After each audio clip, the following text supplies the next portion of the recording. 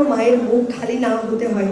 তো সেই জায়গা থেকে আপনাদের প্রতি আমার আহ্বান থাকবে যে আপনারা আমাদের যে এই যে চাওয়াটা, সংবিধান সংস্কার, পুলিশ সংস্কার, আমরা এই যে গুম কমিশন গঠন করতে চাচ্ছিল সরকার, সেই যে বর্তমান সরকার যেগুলো বাদ দিয়েছে, এগুলো তো আসলে আমাদের কোনো ব্যক্তিগত চাওয়া না। এগুলো তো আপনাদের সন্তানরা মারা যাওয়ার আগে, আপনাদের সন্তানরা যারা অন্ধ হয়েছে তারাই দেয়ালে দেয়ালে লিখে গেছে, আপনাদের সন্তানরা যারা হাত হারিয়েছে তারাই তাদের ওই হাত দিয়েই লিখে গেছে যে দেশ সংস্কার করতে হবে।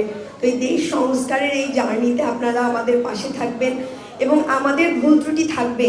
এনসিপি খুব অল্প সময়ের দল, খুব ছোট বলবো, অবশ্যই আমার যে বয়সে ওরাও অনেক ছোট, আমাদের আহ্বান সম্মানিত আহ্বায়ক যারা আছেন এরাও ছোট, আমাদের ভুল ত্রুটি থাকবে, কিন্তু আপনারা আমাদেরকে আগলে রাখবেন, পথ দেখাবেন এবং এই যে আমাদের আপনাদের সন্তানের চাওয়া নিয়েই আমরা মাঠে লড়ছি, আমরা মাঠে ঘাটে পথ চলছি। এই চাওয়াটা আমাদের যেমন আপনাদেরও তেমন, এই চাওয়াটা নিয়েই আমরা একসাথে চলতে চাই।